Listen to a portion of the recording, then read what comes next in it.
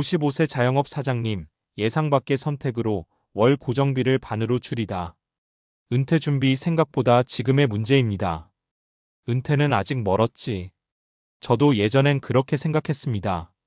하루 매출, 이번 달 임대료, 직원 월급, 세금 당장 눈앞의 일들이 더 급했으니까요. 그런데 어느 날 문득 이런 생각이 들더라고요. 내가 가게 문을 닫는 날, 내 삶은 준비되어 있을까? 55세. 아직은 일할 수 있지만 솔직히 예전만큼 체력이 따라주지는 않습니다. 장사는 체력전이잖아요. 비 오는 날에도 몸이 아픈 날에도 가게 문은 열어야 하고 매출이 줄어도 고정비는 그대로 나갑니다. 월세, 보험료, 차량 할부, 각종 구독료 통장에 찍히는 숫자는 늘 긴장감을 줍니다. 은퇴 준비라는 게 꼭 거창한 투자나 큰돈을 모으는 일만은 아닌 것 같습니다. 오히려 지금의 소비를 정리하는 일이 더 현실적이고 강력한 시작이더라고요. 오늘은 제가 상담하며 만났던 55세 자영업 사장님의 이야기와 함께 노년기를 대비하는 소비관리 전략을 나눠보려고 합니다. 어렵지 않게 우리 이야기처럼 풀어볼게요. 1.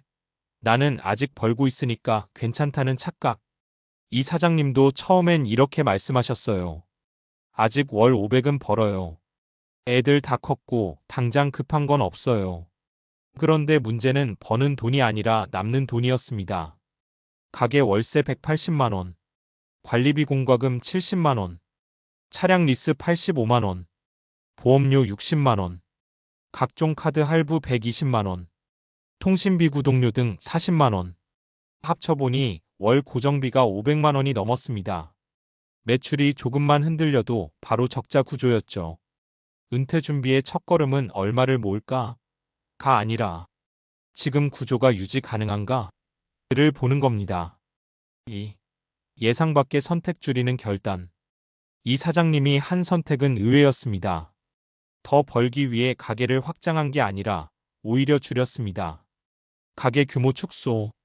큰 매장에서 중형 매장으로 옮겼습니다. 월세가 180만 원 95만 원으로 줄었습니다. 체면이 좀 걸렸죠. 근데 생각해보니 체면이 밥 먹여주진 않더라고요. 차량 리스 반납. 고급 수입차 리스를 정리하고 중고차로 바꿨습니다. 월 85만 원 유지비 포함 30만 원 수준. 처음엔 아쉬웠는데 솔직히 차에서 사는 것도 아니잖아요. 보험 리모델링. 보장 중복을 정리하니 60만 원 32만 원. 이렇게 해서 월 고정비가 약 520만 원에서 260만 원대로 줄었습니다. 정말 반토막이 난 겁니다. 중요한 건 삶의 만족도가 크게 떨어지지 않았다는 점입니다. 오히려 마음이 훨씬 가벼워졌다고 하셨어요. 3. 사례 1월세를 낮추니 숨이 트이더라. 52세 음식점 사장님 이야기입니다. 이분은 코로나 이후 매출이 줄었는데도 예전처럼 큰 매장을 유지하고 있었습니다. 이유는 단 하나, 다시 좋아질 거라 믿어서였습니다. 하지만 3년이 지나도 상황은 크게 나아지지 않았죠. 결국 과감하게 점포를 옮겼습니다.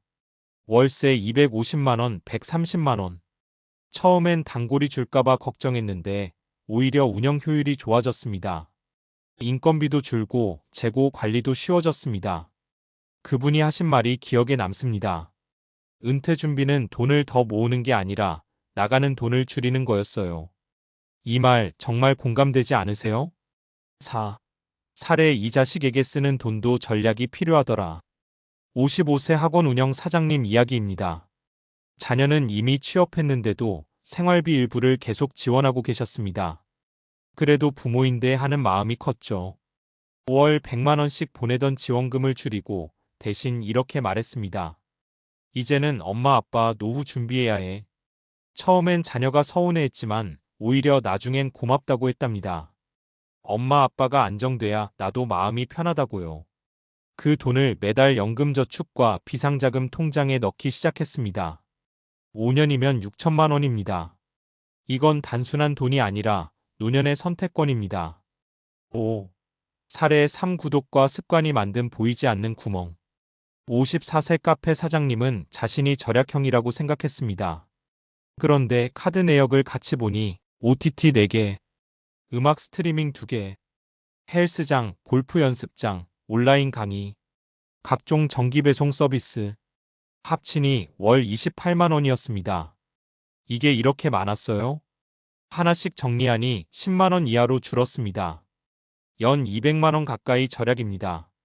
우리는 큰돈은 고민하면서 작은 반복 지출은 무감각해지기 쉽습니다.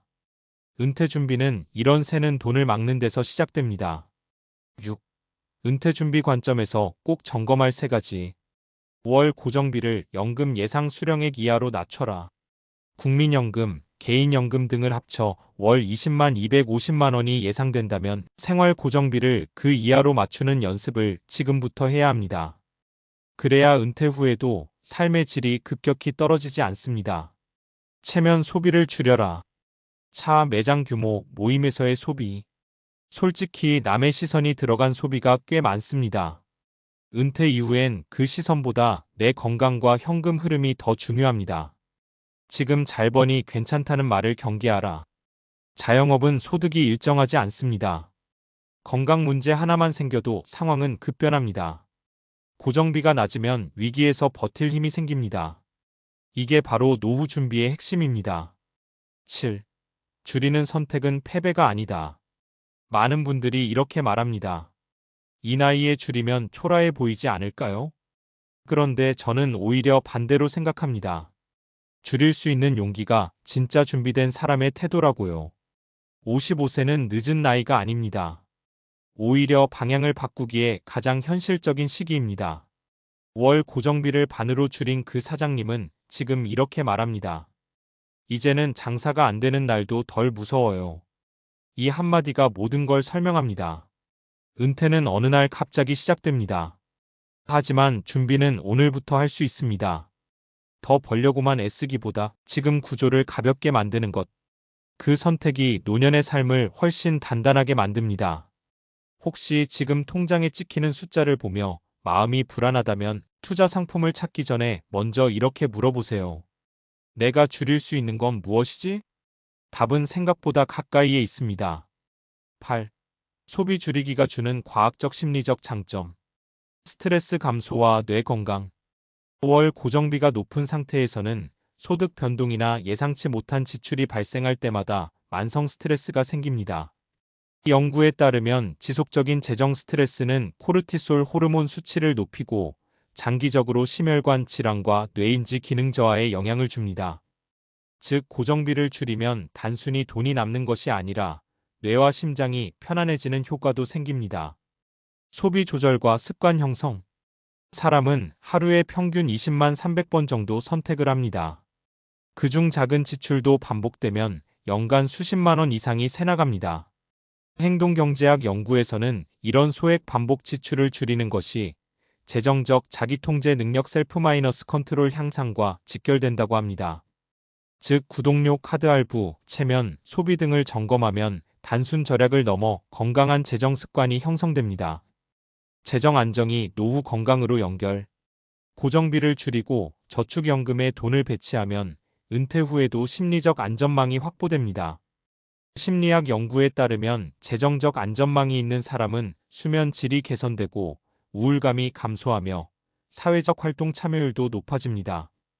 결국 돈 관리가 단순히 경제적 문제를 넘어 정서적 신체적 건강과 연결된다는 것을 보여줍니다.